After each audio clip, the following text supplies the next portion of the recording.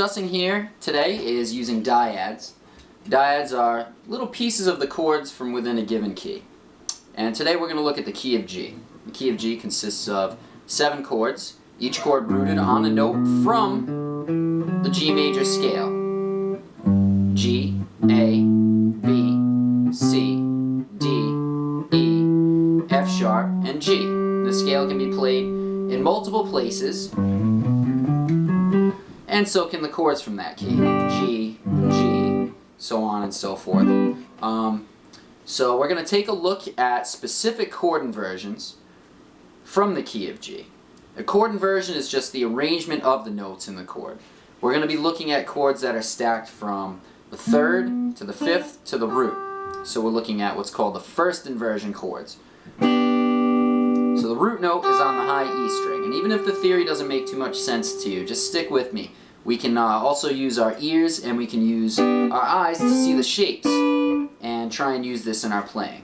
So again, the key of G, but this time using the specific inversions, the first inversions. G, A minor, B minor, C major, D major, E minor, F sharp diminished, and then G again.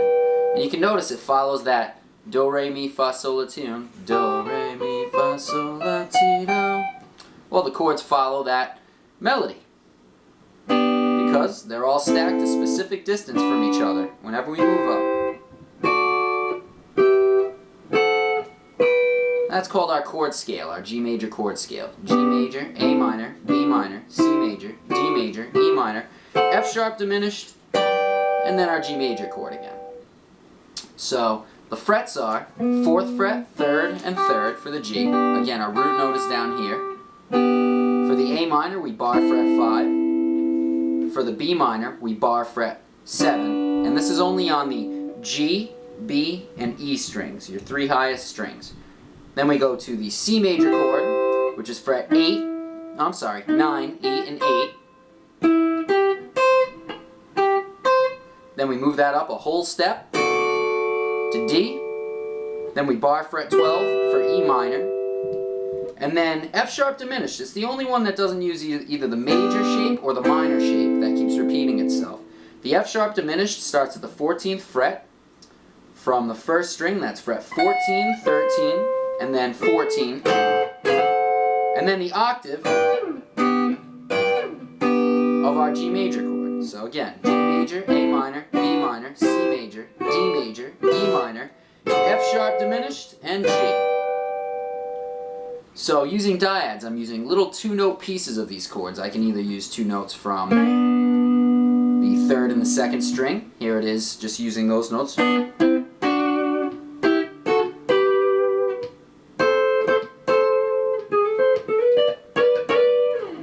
Or I can use just the 1st and the 2nd string.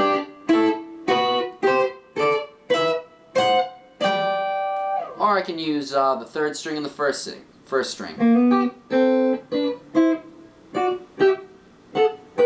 I particularly enjoy that. Now this type of playing dyads, where basically it's like we're playing the scale, but we always have this other note trailing behind our leading note to create a thicker, denser sounding type of playing. One good way to practice this is to hit the chord, then go to the dyad a 3rd up, or 1, 2, 3 up from the root. So G, A, the B minor dyad, then you hit the one in the middle, and then you go back to the one you started on. So G dyad, B minor dyad, A minor dyad, G.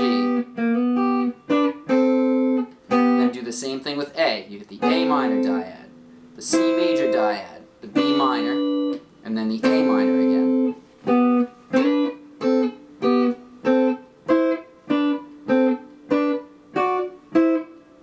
Oops.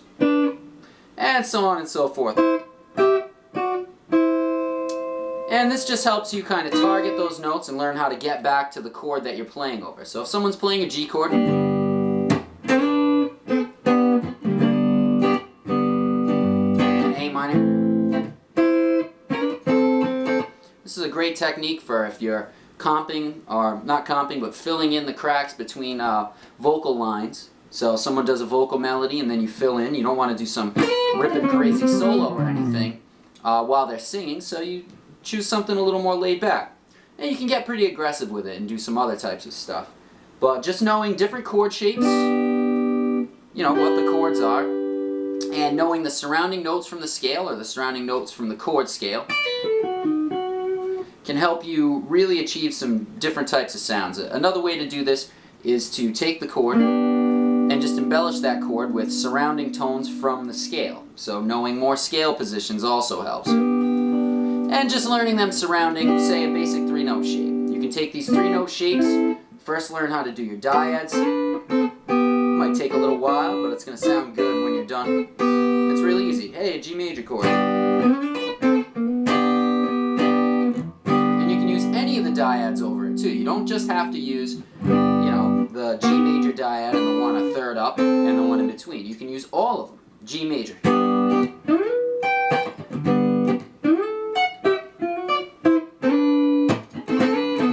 Sort of like the piece I was playing in the beginning. I was just hitting a G major chord, then traveling through all the dyads back to the notes of the chord I hit. So you can use this in a lot of ways, and it's used in all styles of music. So it's really a useful thing to know, and it helps your playing be a little more melodic, gives you some time to just complement the music. And you can also use it in solos aggressively too. So hopefully this helped you out. For more stuff, just go to my main page. You should find some more lessons and some other demos and things like that. Thanks for your time.